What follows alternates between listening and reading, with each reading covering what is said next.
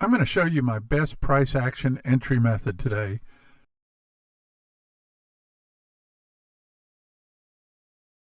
I'm going to show you my best price action entry method today.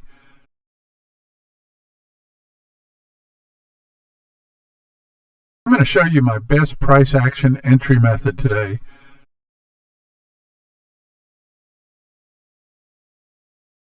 I'm going to show you my best price action entry method today. And today, I'm going to be talking to Judy V from the Tribe of I'm going to Traders. show you my And she has a lot of great information and strategies and insight on how to trade the markets, especially focusing on trader mindset. So I want everyone to really pay attention today. And let's go ahead and get started right in where she starts talking about with fear. In order to stay out of the fear, out of the panic, we're having to be really, really self-aware. And the irony is that what I'm finding myself telling the guys in the tribe, or my clients, is what we're needing to do now in life is exactly what we need to do when we're trading. So when they start, over the past couple of years, I've been mentoring our traders to be very much conscious of their thoughts, be what I call consciously competent, consciously aware of what's going through their mind as they go to trade, increasing your level of self-awareness. And now if they have mastered that, then that becomes a way of life, and that is really valuable to be right now in today's environment, because we're going to have to work hard to stay out of apathy, out of fear, out of panic, and inspired. And in order to do that, that allows us to continue trading and take the opportunities that trading will give us at the moment.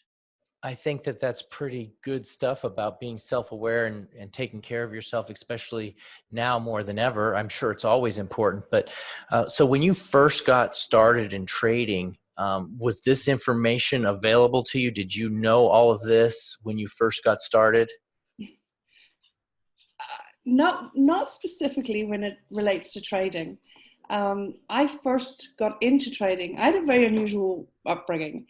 My upbringing was I had a very abusive upbringing. I was actually literally locked up for almost 2 decades until I escaped, right? But as I grew up, I educated myself. I didn't go to school. I wasn't mixing with society, but I educated myself. And I grew up with this fascination and passion for everything around finance, economics, and what makes the world go round in terms of business. So when I always fantasized that when I got out into the real world, I would get into either stockbroking, merchant banking, shipping, or oil and gas. They were the areas that I wanted to get into. So the first job I got when I got away, was I became a trading accountant on the trading floor for oil and gas futures. So that was my first ever job. For one reason or another, I stayed with it for about 10 months and I eventually got fired, not because I like to think not because I was incompetent, but I'm not a conformist. So, and that led me on a path, and I was in and out of different businesses. I created many businesses along the way. And I got back into, my heart was always yearning to go back into trading. And I got back into it about 5 years ago. And it was very different. As you can imagine, it was now all online. It was instant. Everything was different. And I got back into it. And I specifically went back into, I felt that I wanted to do Forex trading because I'm really passionate about Forex as a basis of economics. So I got into that and I learned how to do it, how to trade. And I found myself really going off the rails, really going off the rails and falling for all the typical pitfalls that so many traders fall for. And I became really emotional about my trading, to the point that I would literally scream at my laptop. I'd want to throw it through the window. I became someone my husband didn't recognize. And one particular day was particularly bad. If I can share that story with you, Casey. Sure. Yeah, I'd love to hear it.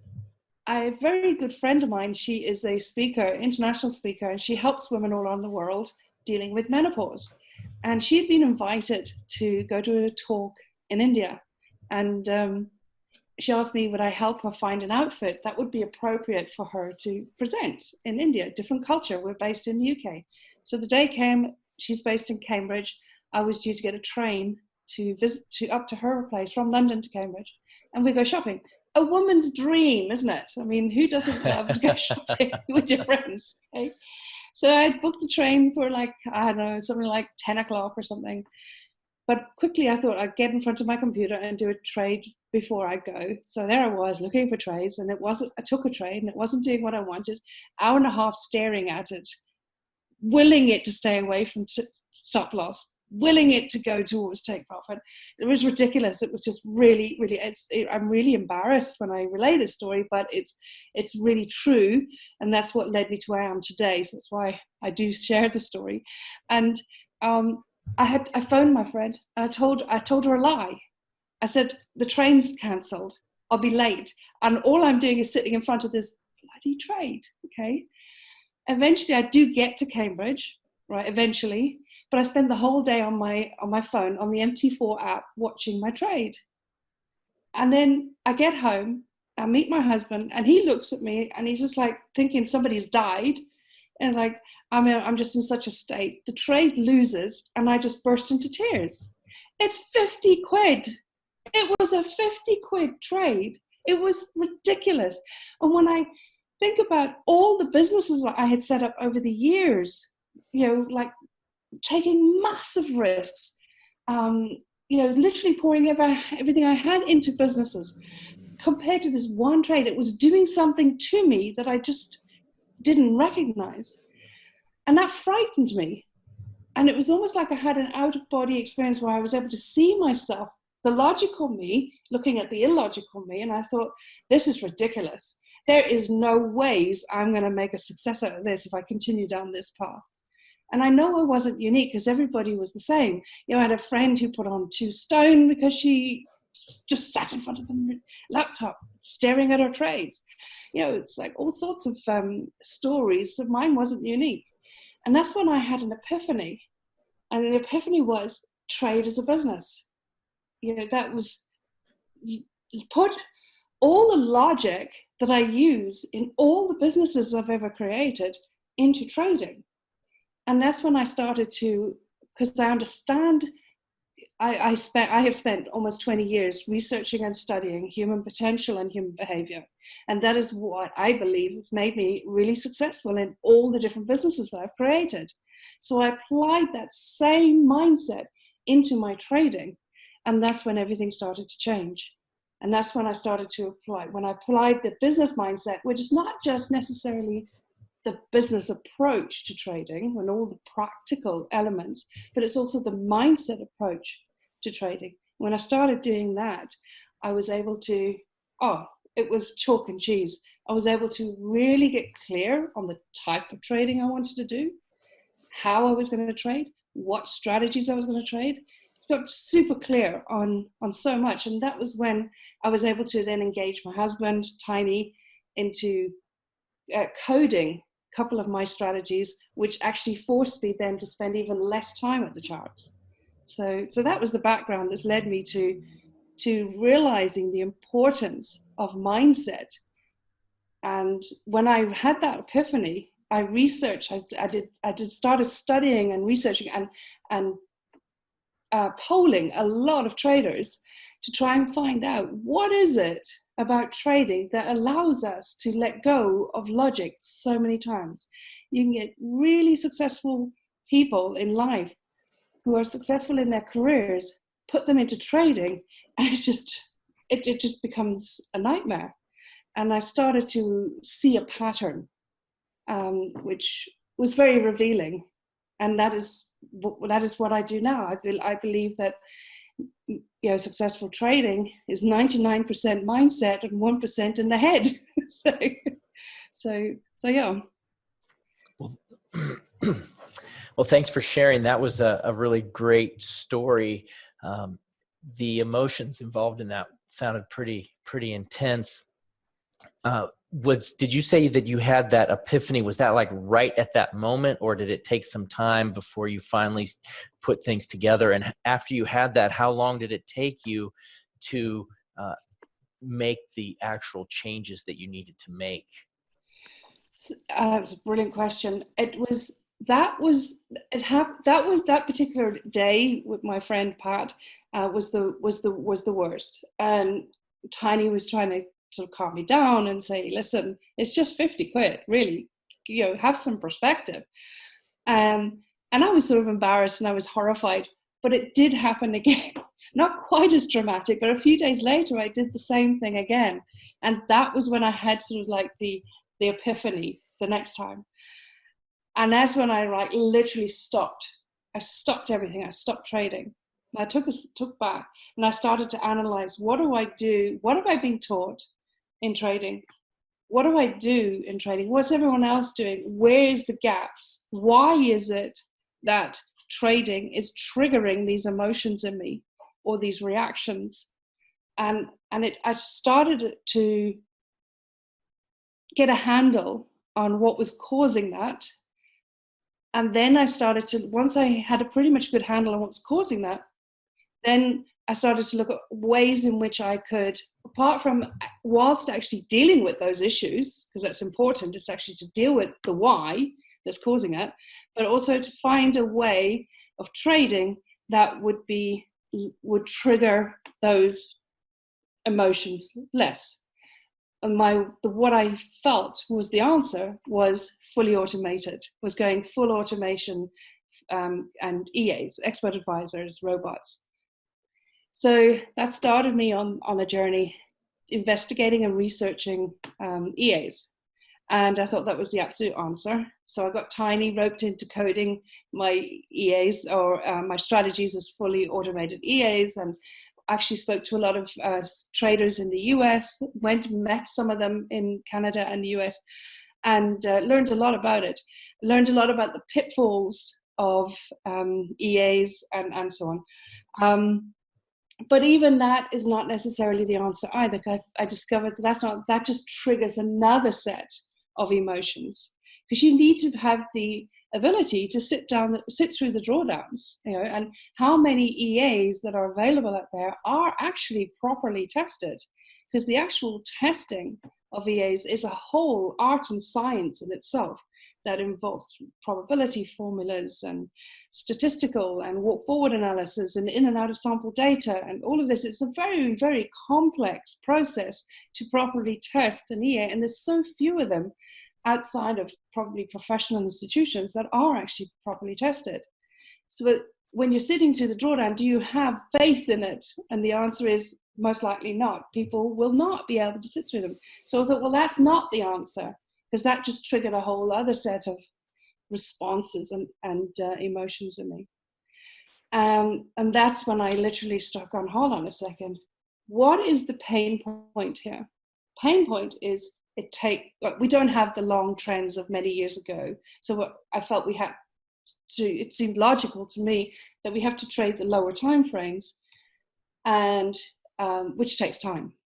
And the more time you're at the charts, spending at the charts, the more likely you're going to have mistakes and allow the niggly, itchy, scratchy, nasty beliefs and behaviors to come back up. So I needed to cut time off, and I needed to take the stress out of, where do I go in? Where do I put my stop loss? Where do I put to take profit? Take that out. And that's when I came up with the idea that we now have, which is what we call a semi-automated strategy. So it's really an executor that we trade the 4 hour. In the tribe of traders, we have strategies that trade the 4 hour time frame, but we execute on lower time frames. So once we spot the setup on the 4 hour, we put the executor on the lower time frames, and it sits there and it waits for the right setup, leaving us free to go on and do what we need to do. Well, that is a good journey, way to make some discoveries and then make the necessary changes. So that's excellent. Thank you for sharing that.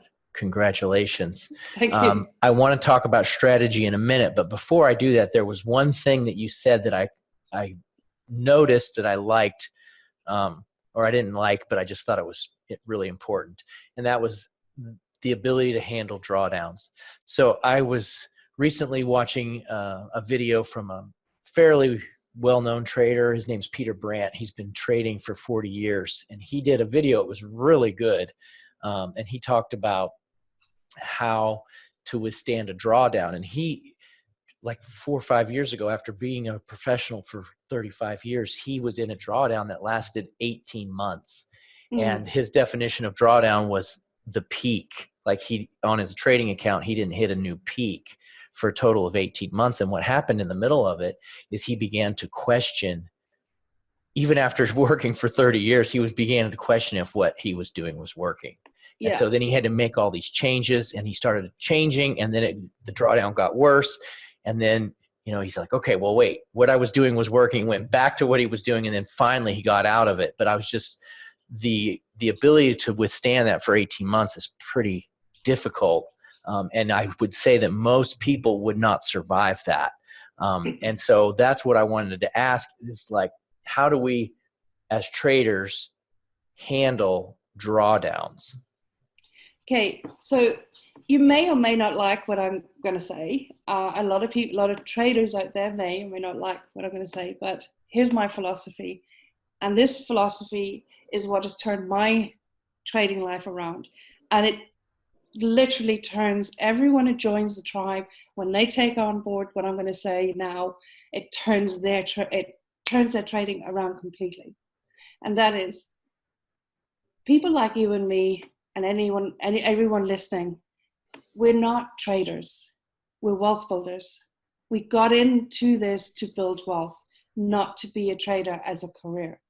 And part of shifting my mindset was to shift away from being a trader and look at how I'm going to use this as building wealth.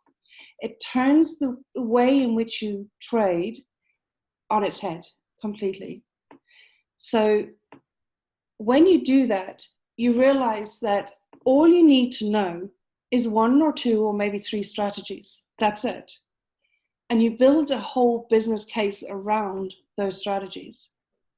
And a part of that process is, 1, keeping it as simple as possible.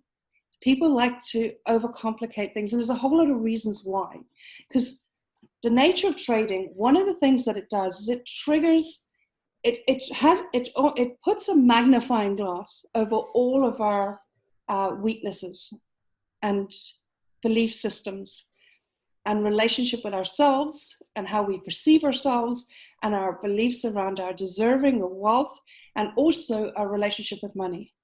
So it puts a magnifying glass over that. That's what trading does. It's specifically Forex trading, because it's so instant and because it challenges our need to be right. You can't be right. The market's right. Okay. So our philosophy is that you need to adopt it as a wealth builder, so you have strategies around building wealth, not trading. Therefore, you don't need to know everything there is to know about trading. You just need to know what your strategy requires, the rules around your strategy. So part of the business planning approach that we do is that we look at the strategies, we look at what our monthly target is, and that monthly target is unique to everybody. Okay, and I have a process to take people through that allows them to get to what their target needs to be, and they can relate to that target. It's not just some thumbs up target, it's a real target based on a process that is as individual as your fingerprints. Okay.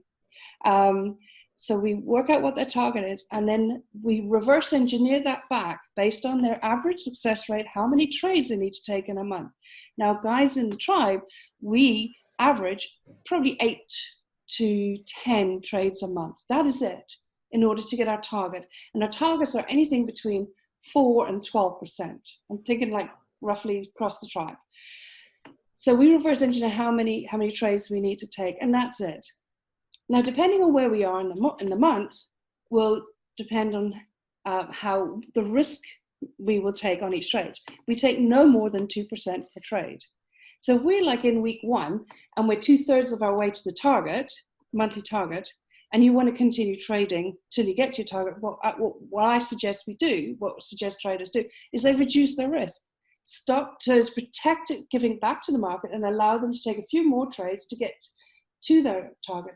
The very same applies to drawdown. We don't go drawdown. We don't do drawdown because we're wealth builders. We're not traders. So when I say, so somebody's lost one trade, fine, another trade, fine. When you're losing 3 trades on a strategy that's extremely reliable, I get them to ask themselves 3 questions. Is it me? Is it the strategy? Or is it the market? And we know for sure it's never the market, because the market's always right, okay? It's unlikely the strategy. If it's a really robust, well-tested strategy based on technical analysis, it's unlikely it's the strategy. Not saying it's never, but it's unlikely. 99% of the times it will be me. It'll be the person who's trading. Because here's the thing. There's a minimum of 3 sets of beliefs we bring to the market every single time we trade. One is are the rules and belief systems around the actual strategy itself. The belief, like for example, take one of our strategies we call POGO. It bounces off the 20 exponential moving average. So we expect when price hits the 20 EMA, it's going to bounce off and continue in the direction of trend. That's a belief. But that belief has been well and truly tested over time and proven to be a high probability fact. The second set of belief is what I call situational beliefs. It's whatever's going on for you in that day. So say you sit to trade in the morning, it's 6:30 in the morning every morning. What sort of night did you have?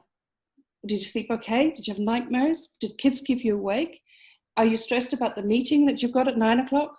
Whatever is going on in your life, that is going to be triggering a set of beliefs in you that's going to be impacting the beliefs around the strategy. You now have a strategy that's not tested, and worse, not consistent, because what your beliefs are situationally one day is going to be different to the next day. That's why it's so important to be trade ready, and that's a process. So that's why it's so important to be self-aware, to be conscious, what I call consciously competent in your approach to your trading. We so easily get unconsciously competent in what we're doing. And when you're doing that, you're introducing a whole lot of other sets of beliefs that will be impacting your response to certain things.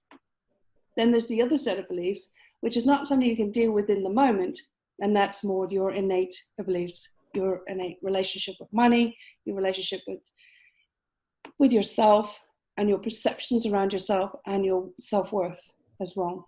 And so when you start adding those other 2 sets of beliefs to the actual beliefs of the strategy, you're changing that strategy, aren't you? In essence, you're changing the performance and the probability of that strategy. So that's why when you start losing 2, 3, 4 trades, that's when you start needing to ask that question. And the more you ask that question, the more likely you are to be aware of what's going on for you. And what we do in the tribe is we then start reducing our risk. And we have a target. Just as much as we have a monthly target to what we want to gain in terms of returns, we also have a target going into what we call drawdown. It's not really drawdown, it's just losing trades. So when we hit what it might be 8%, or it might be 6%, everybody will have it'll be different for everybody.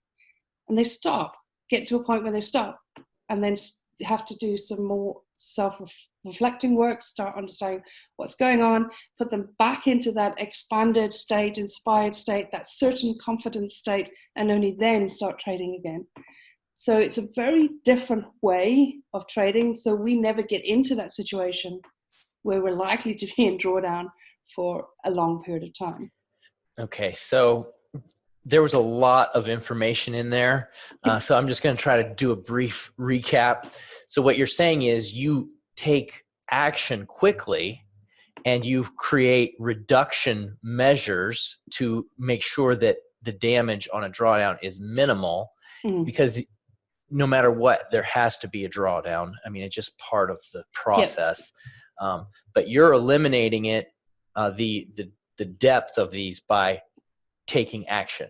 And some of those actions is evaluating yourself, evaluating the entire situation. And then that's the first action. And then the second action would be then to continue to reduce risk. And then the third action is just to stop reset Yeah. and then start again once you're sure everything's good.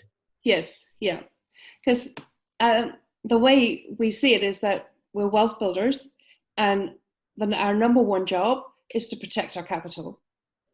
So that is protect capital at all costs. Take highest probability trades. Take as few trades as possible. So, excuse me. So that's our philosophy, and I think that helps dealing with the mindset approach. It helps you to trade with like an entrepreneur's hat on as well, where you're making logical decisions. You're consistently making logical decisions, consistently reviewing and tweaking, and consistently in a position where you're able to be really self-aware. And that is key to success in trading. All right. Well, thank you. Excellent insight. I'm sure the listeners are getting a lot out of this, so thank you for sharing. Now, I want to switch gears here onto strategy. So you had mentioned that you like, so I've already picked up a couple things. You like to use longer term time frames, but then you like to drill it down to a shorter time frame to confirm entries, and you also like to use a 20 period EMA. So can you explain a little bit more about how the strategy that you trade works? So both of our strategies are pure trend based. So and the one is more cyclicity, where you get sort of like phase one, phase two movements on the chart. And the other one is where we get momentum, where you've got trend and momentum. So right now, over this period where you've got certain instruments really with some great momentum, great volatility, it's that particular strategy is doing really well at the moment. So yeah, we only use for both the strategies, we only use price action and moving averages. For the one, we use a 20 and a 50 moving average on the 4 hour. So we've got phase one, phase two, price interacts with the 20 on the 4 hour. We then go down to the 30-minute and place the executor. And the executor then waits for the optimal setup to get you in there. And it will actually execute the trades and manage the trades.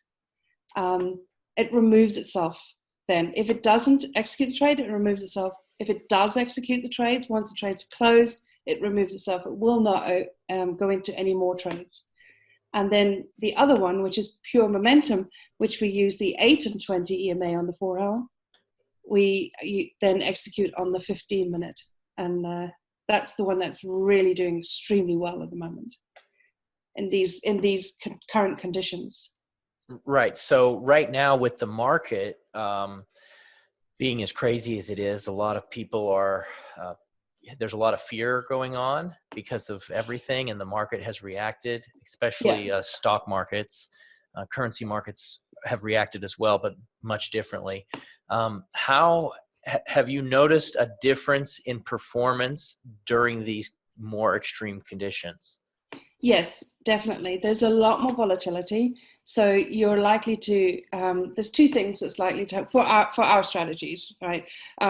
Two things likely to happen. One is you might get into a trade and get pepped out, but there's so many opportunities you get back in, and then within minutes you've made 3-4 to 1 within minutes because of the volatility in the market. But most interestingly, and this is fascinating, and I had an online seminar with our online summit with our clients last week, and we had 2 different brokers come in and do a presentation to talk about from their perspective.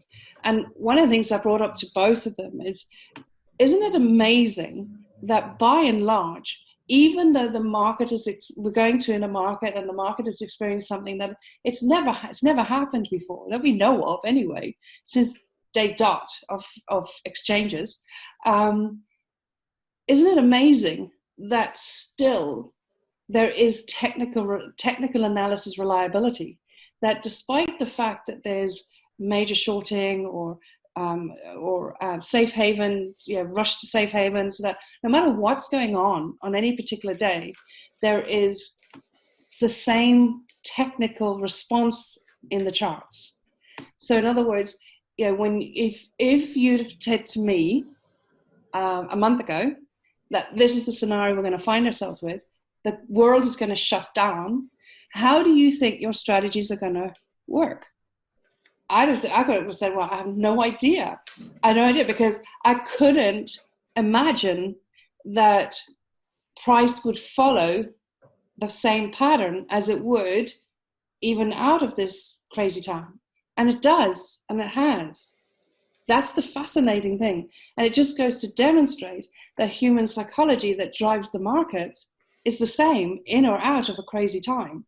And I think that is the most fascinating experience that I've had throughout this past couple of weeks. Because I always say to our guys, because we rely on trend, we've got two strategies. We have others, but our two main ones are two trend-based strategies. One relies on cyclicity, one relies on momentum. You will always, every month, and going back over 20 odd years of testing on these strategies, it's been the case. You'll always get at least 2 to 3 instruments in a month that will trend, will have a cyclicity, and will have momentum. Your job as a wealth builder is to identify those as early as possible, and then to squeeze them dry for the process that month. And it's been the exact same over the past couple of weeks. Like, even there was a pause during, what day are we now? Friday. There was a pause early this week. Last week was incredible for us. All month up until last week was incredible for us. And then last Friday, there was a bit of a handbrake. I think it was there was slow down, and it was slow to start this week. But now this week, there has, like, from yesterday through today, there's been some incredible momentum. If you look on some of the Swiss pairs and yen pairs, there's some great momentum. So even in this crazy time, we can still rely on technical analysis. Yeah, that's very true. And I've noticed that the patterns are the same. It's just that the movements are much greater. Yes. Yeah. So, like, normally my average success rate is 74% success rate on these strategies. So so one of the things I suggested to our guys was, here we are, we're in what I believe will be called a black swan event. We're all right in this. So we've all got trade plans. Now's the time to look at sort of creating an addendum to the trade plan that allows us to trade consistently through this event. And what part of that is, do we increase our stop loss, because we have a consistent stop loss that we take on our strategies? Do we increase that? Do we change that? And that's, again, down to the individual. And that's all part of being self-aware. What is your risk profile? What are you comfortable with? For me, I don't want to change the stop loss. I don't want to change the parameters. I'm okay with not changing the parameters. I'm okay with having a lower success rate, because I know I can get multiples to one way quicker than I can normally. So having a 50% success rate right now, I'm okay with that. Others will probably want to increase their stop loss so they maintain their success rate and maintain their returns as normal. Does that make sense? Yes, it does. So now I want to switch gears one last time, and then I want to talk about current setups that you're looking at using your strategy. So what I'm going to do is I'm going to share my screen, and you can just kind of walk me through. I'm going to walk me through it. So let's see here. Share. I'm going to share my screen here, and tell me if you can see what I'm looking at. And I might have shared the wrong one. I don't know. Wait, can you see a blue screen? I see a white one. Oh, do you see a chart? Yes. Okay, good. Then I just can't see it on my side. Okay. You don't see it. Okay. All right. So I got a chart up. So tell me something that you were looking at, and I can go to it here, and we'll take a look at it. Okay. So euro pound is a good one right now. And I'm familiar with that because I was actually looking at this one this morning. And on the 4 hour, because we trade only the 4 hour. Okay. Now what we're looking at right now is euro pound on a 4 hour time frame. Yes. So what we would be waiting for right now, we would have the 8 EMA and the 20 EMA on that chart. Okay, so I'm going to do that. So that's EMA, and you said it's the 8? Yeah. Okay. All right. And you have 2 EMAs? Yeah, the 8 and the 20. Okay, so I'm going to add another one here.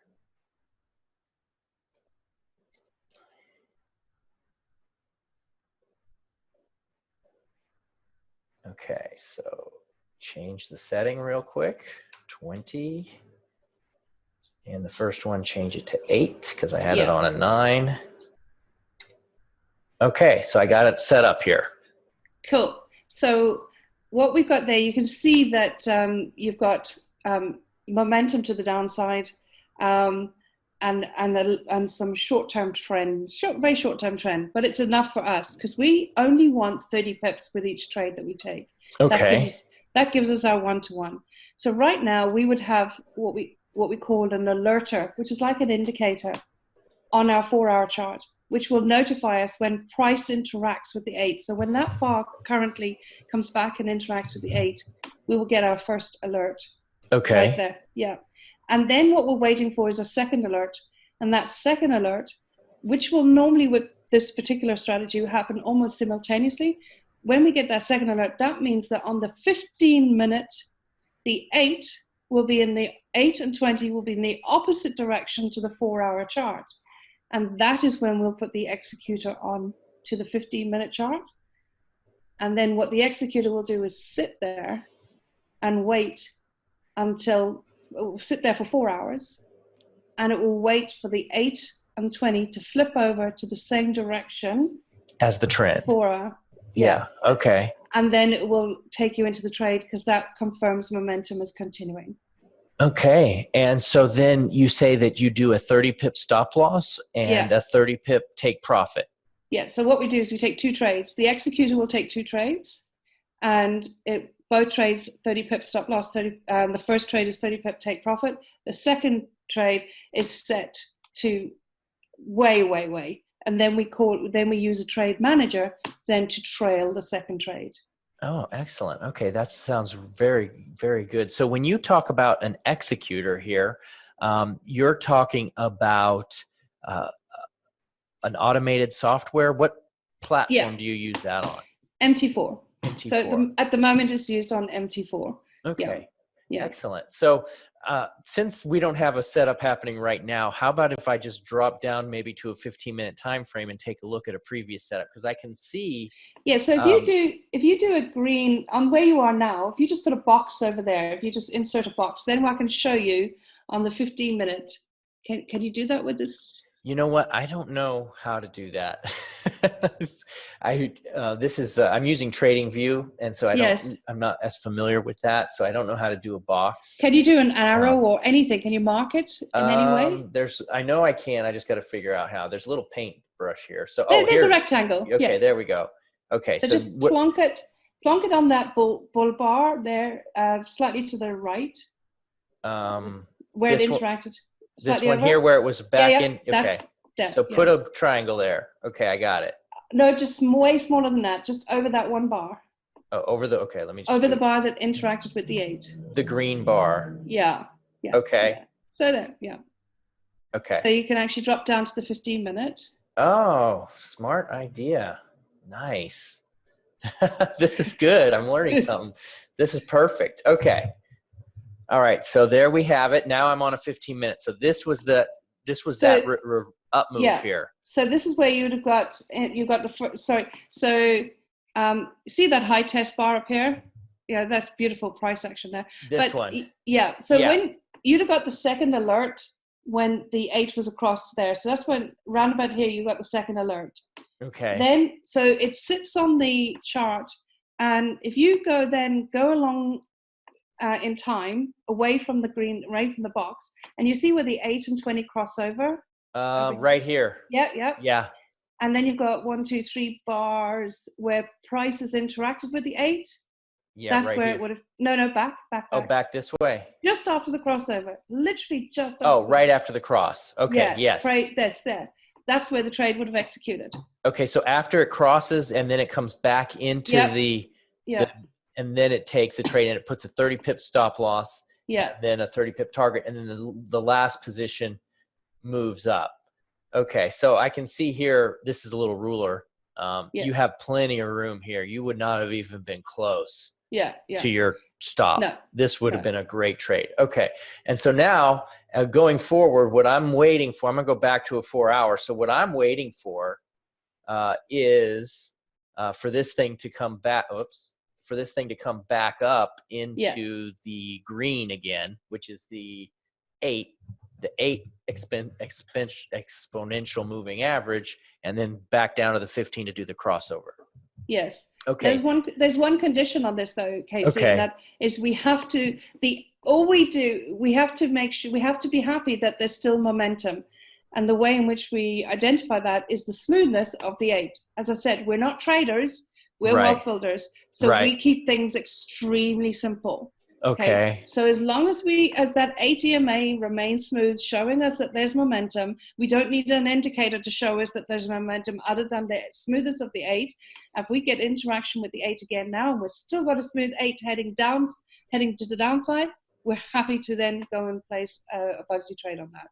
Okay. So you just are looking for the smoothness. It's got to be smooth, got to be still pointing down. Yeah. Okay. Yeah. This Bugsy strategy is an incredibly simple and an incredibly profitable strategy. And the opportunities in the market every single month are numerous because we do a comprehensive analysis of every single setup the market gave across all the major 30 instruments. And this one gives so many. It's like 30 to 50 at least opportunities in a month. And so you're only looking for 8 trades, but there's 50, but you're only going to take 8. Absolutely. Yeah. Absolutely. Okay. Yeah. Excellent. Oh, wow. That's really good. So I'm going to be following this. There's not a setup right now, but I'm going to follow this and I'm going to take a trade based off this. That's how simple this is. This is really good. Excellent. It is so easy. Yeah. The benefit, of course, with having the executor is that you don't have to sit and wait. Because we got the alerter, which alerts us that there's a price interaction with the 8 EMAs. That prepares us. We know to expect potentially a good likelihood that the second alert will happen. And then as soon as we get the second alert, we then just put the indicator on. And you can do it from your phone. You can do it from an iPad. You can do it on your PC. You can do it anywhere. And you just put the executor on, and then you're free to get on with your day. And that's it. Our philosophy is if you're trading more than 30 minutes a day, you're doing something wrong. If you're at your computer throughout the day, collectively more than 30 minutes a day, you do something wrong. It takes us 12 minutes in the morning to do our watch list. And whatever's on our watch list is all we look at for the rest of the day. We do not look at another instrument. So our philosophy is very important. Trading works for us, not the other way around. Excellent. That's really good. All right. Well, thanks for sharing that. Now we're getting ready to close. So you've really given us a lot of stuff to think about, to review, starting with mindset, really evaluating yourself and the right belief systems and understanding where you're at mentally, as from strategy, from your history, just a lot of really good stuff. So now what I want is for you to share how can traders come find out more about what you're doing, and are you doing anything right now that they would be interested in learning about? Yes, right. Thank you, Casey. Well, we do a 7-day ninja trading challenge, which is extremely popular and a lot of fun. It really is. It's fast-paced. It's 7 days, so we do it over 7 days. You get a video in the morning with a mission to complete for the day, and then we do a laser coaching in the evening. And it covers all sorts of different areas around trading, and a lot of it mindset.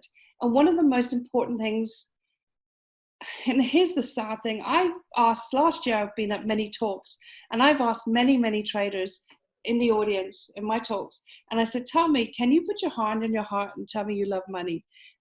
And 99.9% of people say no, they don't.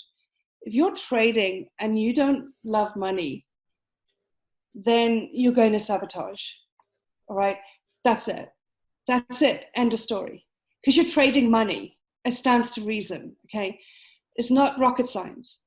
But here's the thing. Most people have an unhealthy relationship with money because they don't understand money. There's a massive difference between money and wealth. And this is part of what we unpack during the 7-Day Ninja Trading Challenge, is we get you to look and understand what your relationship with money is, understanding what the difference is between wealth and money. And that just if you get that out of the 7-Day Ninja Trading Challenge, that will powerfully help your trading.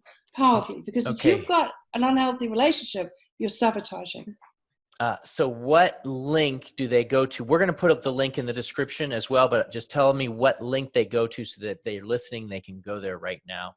Well, it's on our website. It's the 7-Day Ninja Trading Challenge. So they can go to our website and find that. Okay, excellent. All right. Well, we'll put that link in the description. So make sure that you guys go and check it out. I highly recommend you do so. And thank you so much for sharing with us today, Judy. It was very, very good training. Absolute pleasure, Casey. Thank you so much for having me. And I do love this topic. I'm deeply passionate about it. I could speak about it forever, for hours. Yeah, excellent. Well, thank you. Absolute pleasure. Thank you. All right.